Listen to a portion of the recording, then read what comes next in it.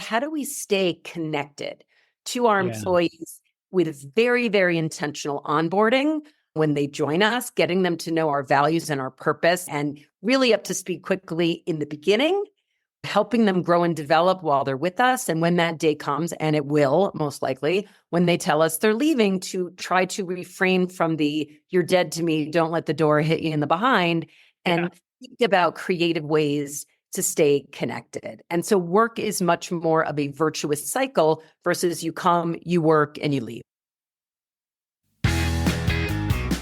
Helping you create loyal customers and loyal employees, all through the power of simplicity. This is the Simple Brand Podcast, now heard around the world, including Nottingham, New Hampshire. I'm your host, Matt Lyles, and this week I'm talking with Erica Keswin. Erica is an international keynote speaker, a best-selling author, and a workplace strategist who partners with some of the most well-known companies in the world on how to bring their human to work. And she's one of Marshall Goldsmith's top 100 coaches. And Erica is the Wall Street Journal best-selling author of the Human Workplace Trilogy that includes Bring Your Human to Work, Rituals Roadmap, and her very latest, The Retention Revolution. 7 surprising and very human ways to keep employees connected to your company. Now, depending on your company, your employees are your most expensive and your most valuable asset. Unfortunately, it becomes even more expensive when your employees leave. But it's more valuable when they stay. Now, in 2024, I think there's a case to be made for completely rethinking the nature of work, the workforce, and workplaces. Rather than viewing your workforce as a talent pool filled with what you hope are loyal employees, you should start looking at it as a constant flowing river of dynamic, robust human beings where people come and go. And some may very well come back if you create and deliver the right employee experience for them.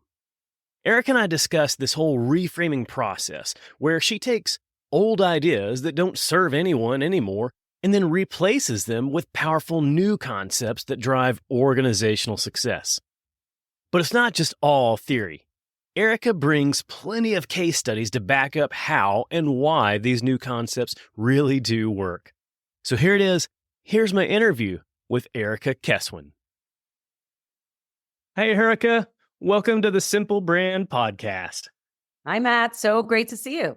Yeah, it's great to have you here. Congratulations. Congratulations on the Retention Revolution. What is, I guess, the ending of a trilogy for you? Yes, the Human Workplace Trilogy. I figured I have 3 kids, now 3 books, and I'm calling it a day. It just makes sense. But like so many successful movie trilogies, I imagine at some point in a couple of years, you might get that desire. Say, you know what? Maybe there's one more in me. Right. I'll do the prequel. There you go. That's it, the prequels. I want to talk about the retention revolution today, of course, but I'm curious, like, what even got us to this point where we even need to have a discussion or we even need to have a revolution? Yeah. So one of the things that I started to see, starting with Bring Your Human to Work, which came out in 2018, up through Rituals and the pandemic, and now with all the change and the turbulence in the tech and AI, really all of this is that pretty much everything we know about work has changed. And one of the drivers of that change is in many organizations, there are up to 5 generations of people working. And, each new generation brings its own special traits, bells and whistles. But when I really started to look at what Gen Z was bringing to the workplace, this newest, almost not newest, we're going to have a new one soon, but they're making up the bulk of the workplace, is that they are looking at how they work, when they work, where they work, how long they're going to stay at a company very differently. Gone are the days of, you're going to stay at General Motors or IBM for your whole career and then graduate 50 years later with a plaque and a pension. So those days are long over. But with the pandemic plus Gen Z, I saw an acceleration in that. So what I started to look at in writing this book is that what is retention? Who benefits from retention? And what I saw is that we need to reframe, thus the word revolution, how we're thinking about employee retention, because we could do everything right in our organizations and many people still aren't going to want to stay. It's almost one of these like, it's not you, it's me kind of a thing. And so the book looks at, instead of focusing on retention, it talks about how do we stay connected to our employees with very, very intentional onboarding when they join us, getting them to know our values and our purpose, and really up to speed quickly in the beginning, helping them grow and develop while they're with us. And when that day comes, and it will most likely, when they tell us they're leaving, to try to refrain from the "you're dead to me, don't let the door hit you in the behind," and think about creative ways to stay connected. And so work is much more of a virtuous cycle versus you come, you work, and you leave. Yeah. Well, so I'm of Gen X.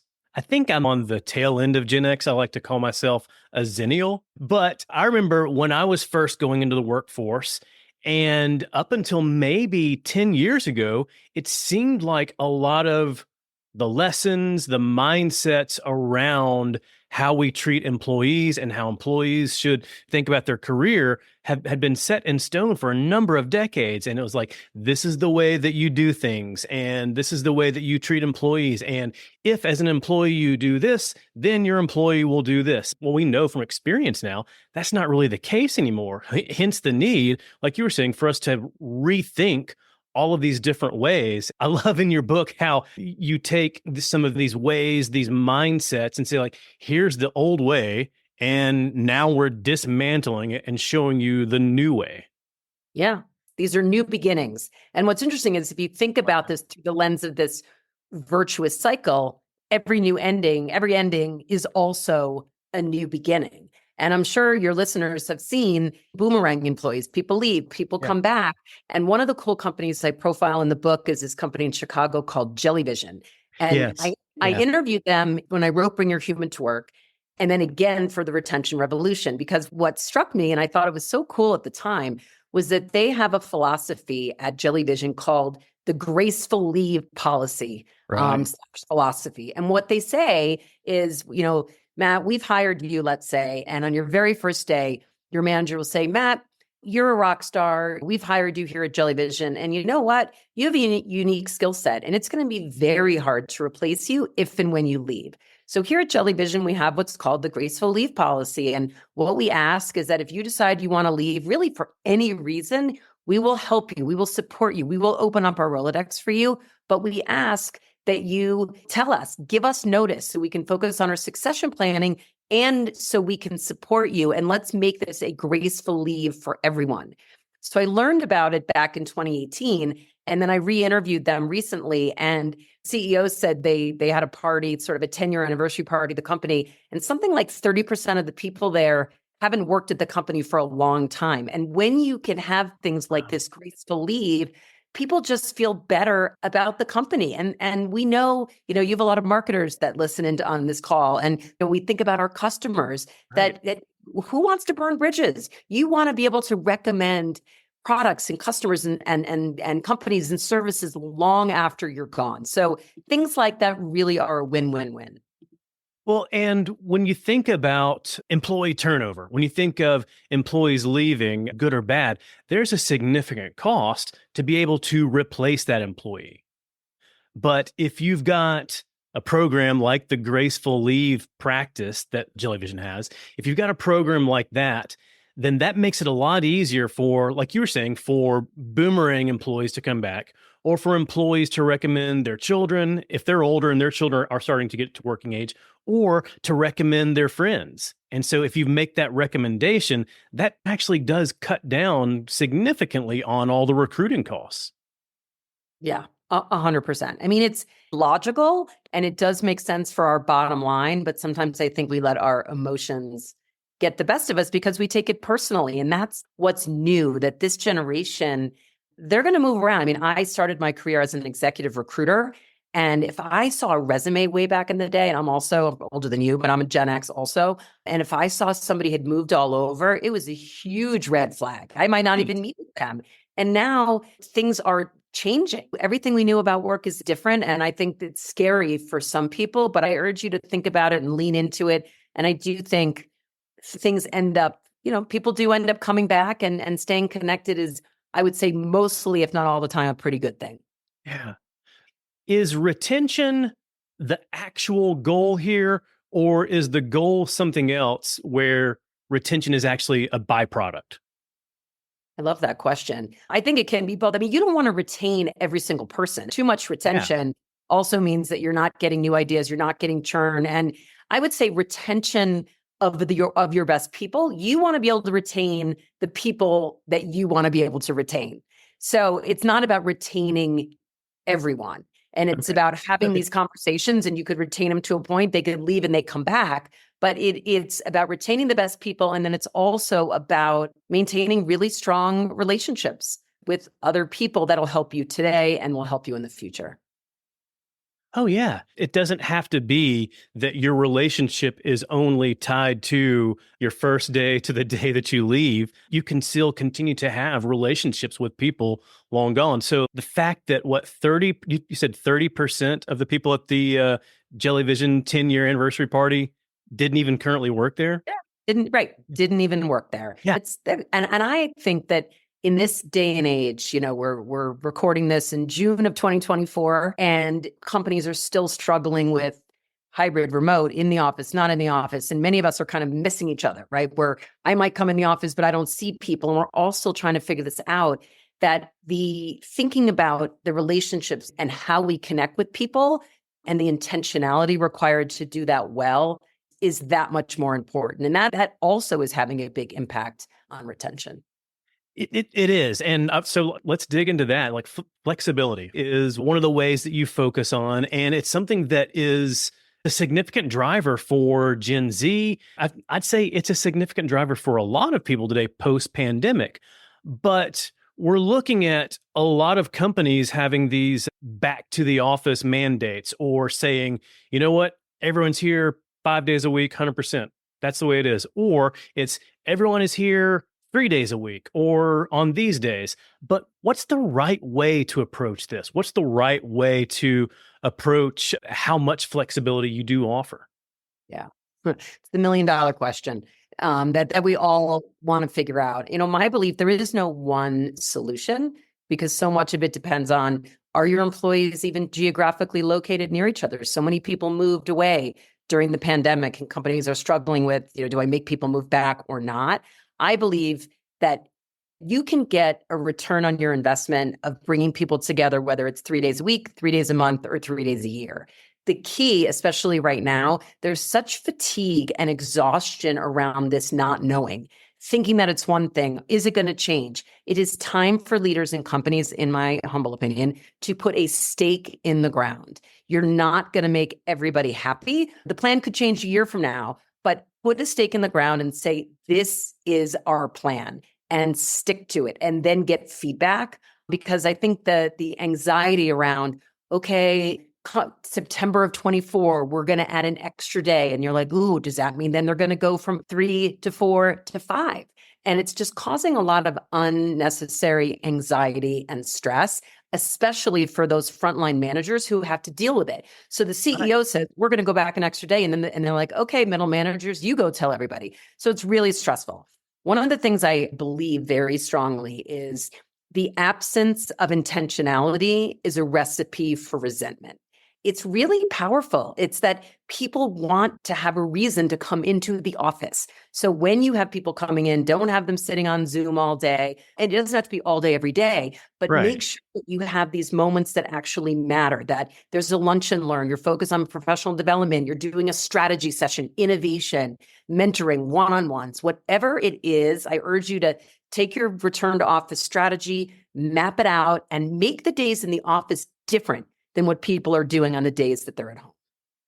I absolutely appreciate you using the term intentionality, making it intentional.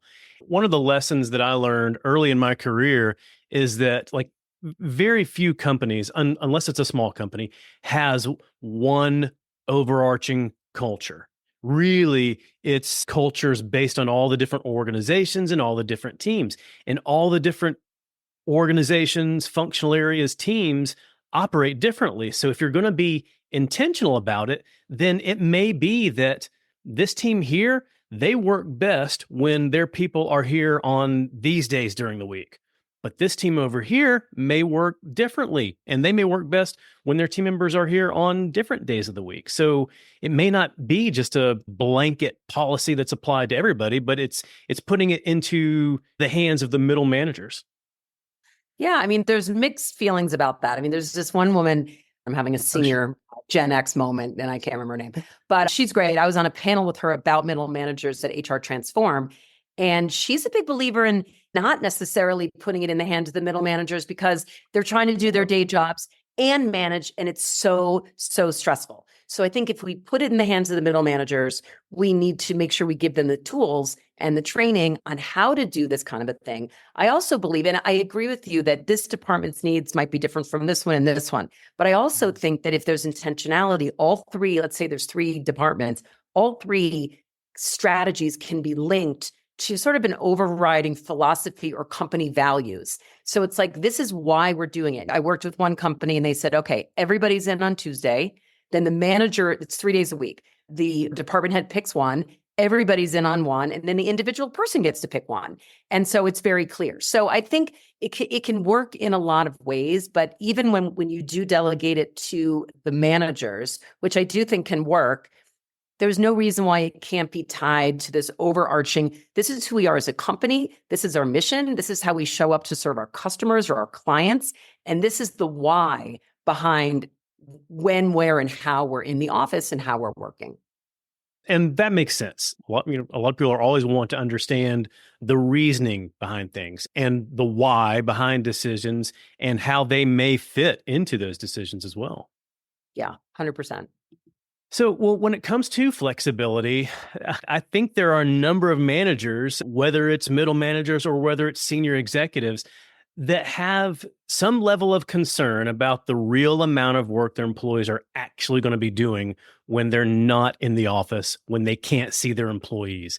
And so this happened almost immediately in the pandemic. Once everybody came home and was working from home, you would see all these different softwares to be able to track and monitor how your employees worked at home. What are your thoughts on that? So in one of my keynotes, I have this video of the mouse jiggler, that you could be out playing golf and the mouse is jiggling on your computer. So people think you're working. Obviously, he's still working. Exactly. So I do have some thoughts on this. Back when most people were in the office 5 days a week, there were still plenty of people that were physically in the office who were not working. There's plenty of presenteeism. There's plenty of people that are working fully remote, that are working hard and working long hours. And actually, the data shows that with all the remote work, people are actually working longer hours. So we actually are working more post March of 2020. What I urge people to do, and it's easier in certain roles than others. If you're in sales, the outcomes are pretty clear, right? How much are you selling by and large? Other roles are not as easy to measure, but I urge people to really be over-indexing on spending time thinking about outcomes. How are we measuring performance so that we can reduce the focus on, is the person only working when I can see them? And the answer is no. They're typically working when you can't see them. But if you have no idea how you're measuring their performance other than managing by walking around, I think there's some bigger issues. So I think it behooves managers, leaders of all levels to really try to put down on paper that those goals are very clear. And then you don't have to worry as much about, is this person really working? Because I know that they're producing the results that we set out in the beginning of the year. Yeah. So getting clear on that and just focusing on, here are the real results, the real outputs, and not just keystrokes. So one of the other things that I think has come up a lot recently, especially whether we're working in the office, whether we're working remotely, is the amount of meetings that employees are called to, the amount of meetings and the volume of meetings that we have to attend. And it seems like there's a wide spectrum of belief as to what's the right amount of meetings to have. Some companies seem to have employees in back-to-back meetings all day, every day. I think maybe it was Spotify. Like some companies recently have said, Spotify we've done away with all meetings, no meetings at all. I'm like, are you sure about I that? have trouble believing that. Yeah.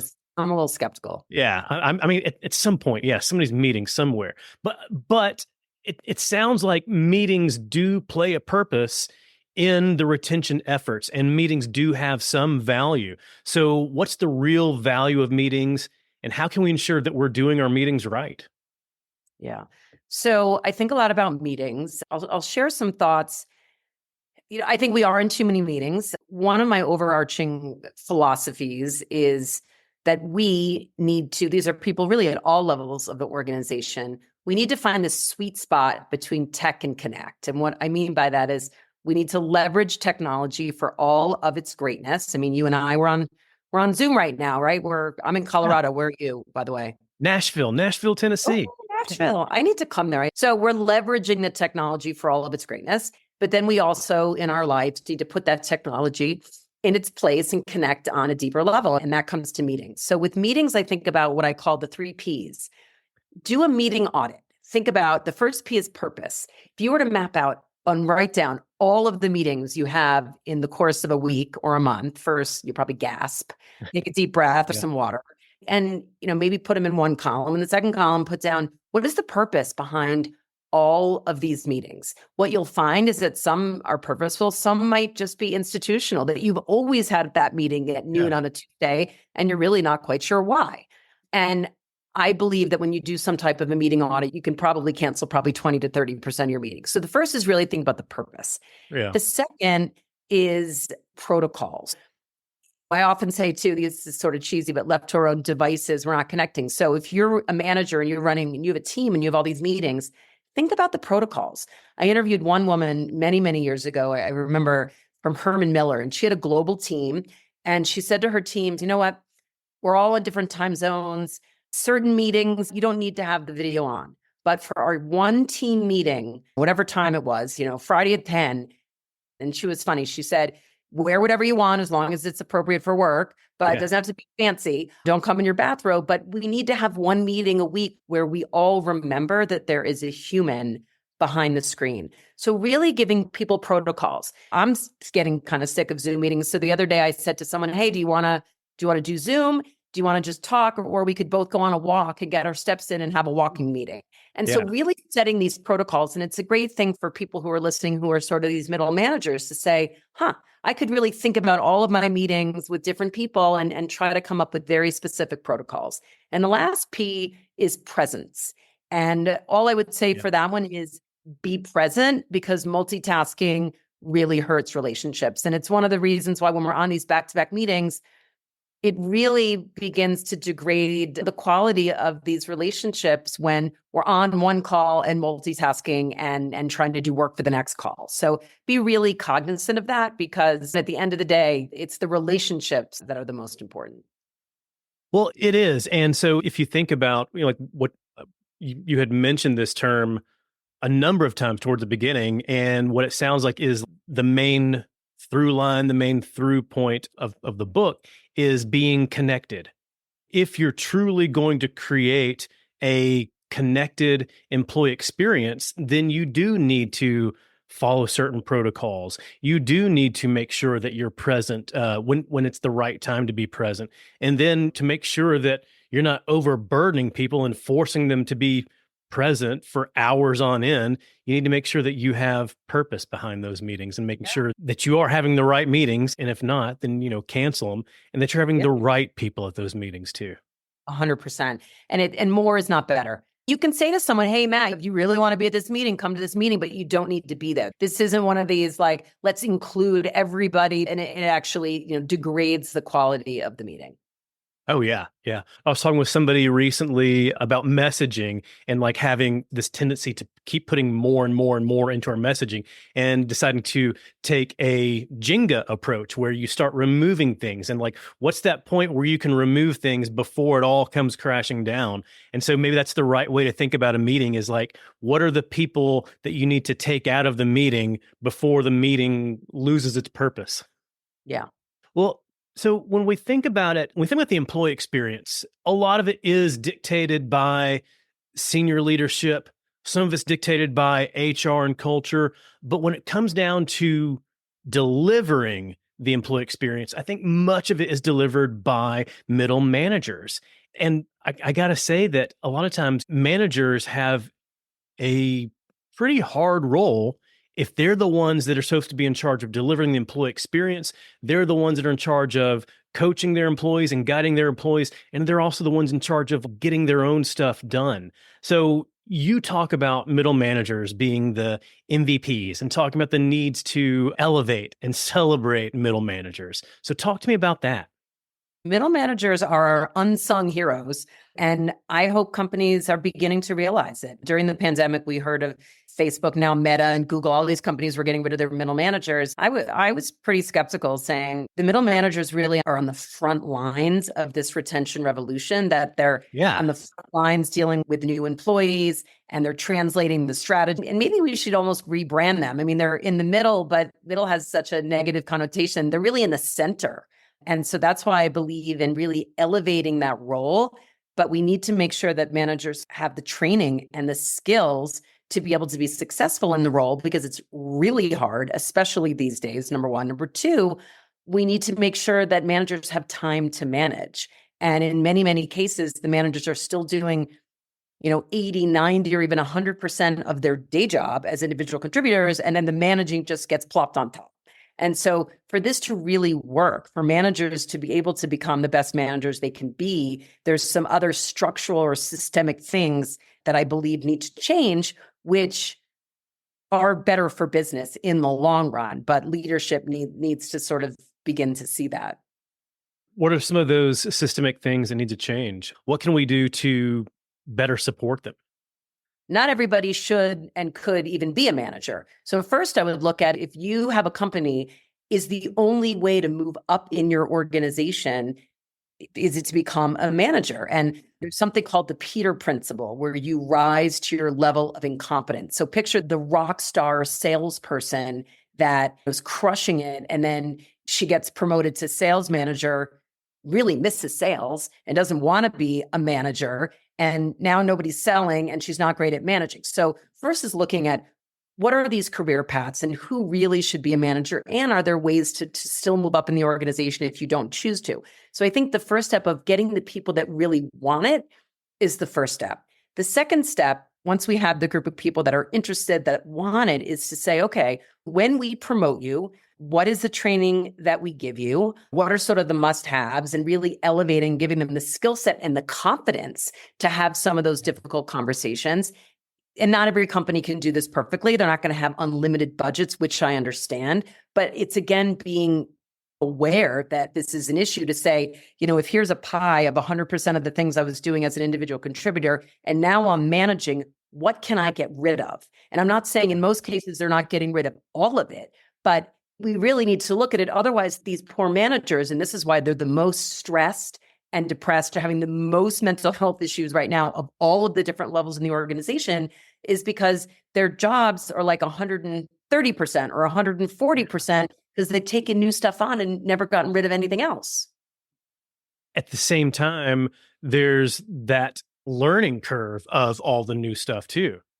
So it's like you were talking about the example with the person in sales. They're really great in sales. And so if they're really great in sales, therefore, they obviously must be a great leader. So automatically put them into a leadership position and now expect them to continue to be great at sales and also lead and coach and guide and develop your people too. We talked about, I guess, the end of an employee journey with offboarding. So I want to make sure that we talk about what's the beginning of an employee's journey with onboarding. I remember one of my first jobs decades ago. I think the first day on the job, I met with my manager first thing in the morning, and he gave me like a big, thick 3-ring binder and said, "Here, take this binder, go sit at your desk and just read through it."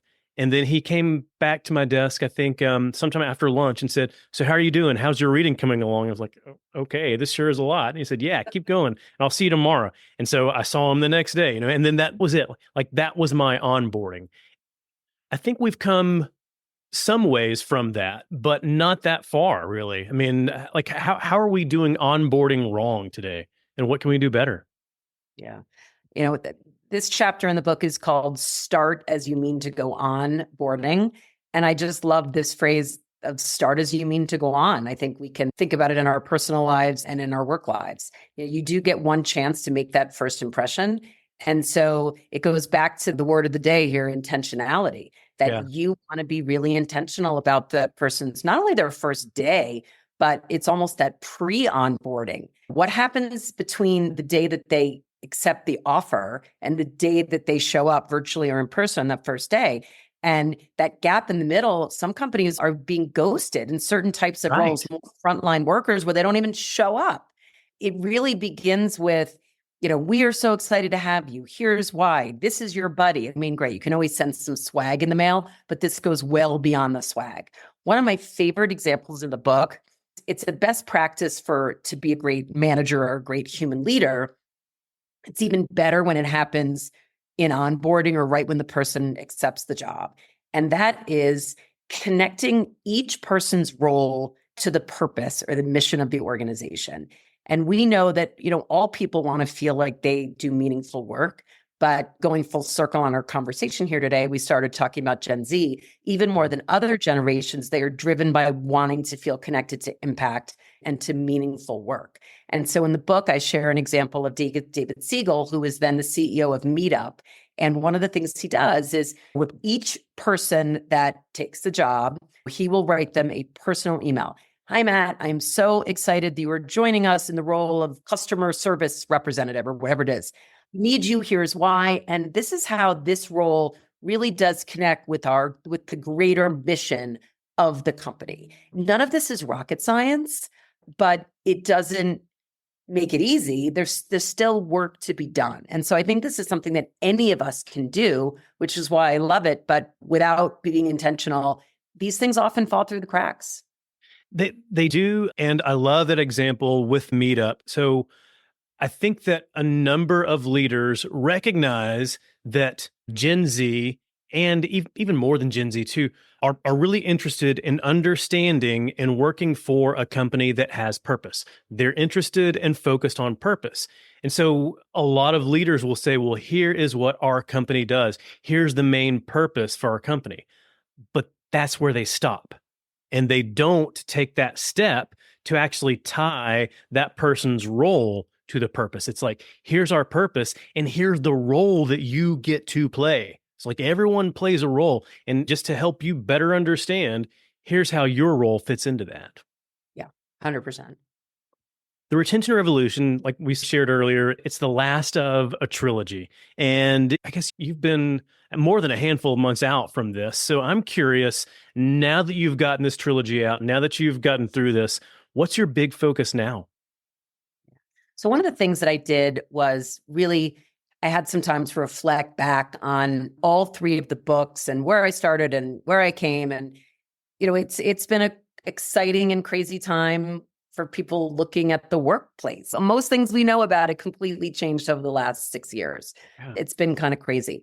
The through line in the book, the word human shows up in the title or the subtitle of all three books. So it almost took me back to my roots. It really is about bringing your human to work or to becoming a great human leader, especially in today's age, which is the age of AI, in the age of constant technological change. Even after the book came out, I continue to interview leaders all the time to stay on the front lines, to hear how things are going. I feel even stronger than ever that the idea of these human skills, whether you call them soft skills or power skills, that they do differentiate people and companies in today's age. We need to understand AI. We need to learn about it. We don't want to be left behind. But at least in 2024, we're not all robots. We are still humans. And so that really has been my focus. I have a new workshop and keynote that's called Become a Great Human Leader in the Age of AI. And there's 5 different areas of focus that managers can go through if they want to become great human leaders, or if you're already a leader and want to brush up on what these new generations want. And it's been great. It's gotten some great feedback and I'm excited. Oh, very cool. Yeah. And that's something that we really need to focus on, is that, yes, we need to learn and embrace technology. We need to learn and embrace AI so that we can understand where are those gaps that we can instill or inject our own humanity to help be able to stand out from those that are simply just falling back and just relying solely on technology. Yeah. Well, last question for you, Erica. If you were to create a playlist for the retention revolution, what songs would you include? I love that question. I love, and I'm like a big 70s, 80s music fan, but I think the first song I would pick is Journey's Don't Stop Believin'. And one, I've always loved that song. It's just, at all the weddings or bar mitzvahs or whatever it is, I always want to hear that song. But it has special meaning to me. And it was sort of my song in my keynote for my rituals book. And the reason why I picked that song is that in my rituals book, there's a well-known study out of Harvard about rituals. And they did a study and they had, let's say, 100 students walk into this building. And they said to all the people that were volunteering for this study, okay, today you are going to sing karaoke in front of a group of strangers. Now, if you're like me, well, first of all, I can't sing. But second of all, someone told me that, I could do a speech in front of like 1 million people, but singing, my heart rate would go through the moon. And that's what happened. They told all these people that they were going to sing karaoke in front of a group of strangers. Everybody's heart rates went up. They took the people and they divided them up into 2 groups. One group just had to sit there and wait their turn. The other group went into a room and they were given a paper and a pencil and they said, write down how you're feeling about having to sing karaoke and write your name and then sprinkle some salt over your shoulder and crumple up the paper and throw it away. In other words, that group was given a ritual. And what they found was that the group that had the ritual, while both groups were very stressed and their heart rates went up when they were told they were going to have to sing karaoke, the group that had the ritual, they were able to bring their heart rates down much more quickly. And it was beginning to show sort of the impact on having rituals. And the long-winded story that I'm sharing is that, and the reason why what it has to do with Don't Stop Believing is in the study, the song that they all had to sing was Journey's Don't Stop Believin'. So that is always my number one song. I love that story. I love understanding the value behind rituals. And this question is my ritual for the podcast. Mm-hmm. I love it. And when something's a ritual is that it would seem for all of your very regular listeners, it would be like, Matt didn't ask Erica about her song question. What's wrong with Matt? Is he moving to something else? Like, what's going on? Is it imposter interviewing Erica today? So rituals give people this sense of psychological safety and belonging. Wow, every single person that's been in this podcast before me has answered that question. And so rituals are really very grounding. It is. I love that. And it helps me too. Well, Erica, I've learned so much from you. I've learned so much from Retention Revolution. I've learned so much from our talk today, but where can people go to learn more? They can come to my website, which is just my name, ericakeswin.com.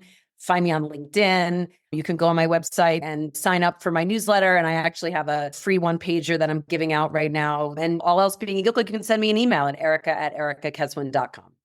Excellent. Thank you. Well, thank you so much for being here today. Great. I really, really enjoyed it. I hope you enjoyed my discussion with Erica Keswin. You can learn more from her at ericakeswin.com. While you're there, you can download her free guide on 5 ways to embrace your humanity in the age of AI. And be sure and grab your copy of The Retention Revolution. It's going to help you build a workplace where your current employees want to stay and those who have left can't wait to come back. And if you're enjoying the Simple Brand podcast, go ahead and hit the subscribe button. It's going to make it so much simpler for you to get future episodes like the next one featuring Scott Wozniak. We'll be discussing lessons from his book, Make Your Brand Legendary. Create raving fans with the customer experience engine. So go ahead and subscribe. You'll automatically get Scott's episode as soon as it's live. Until then, keep it simple.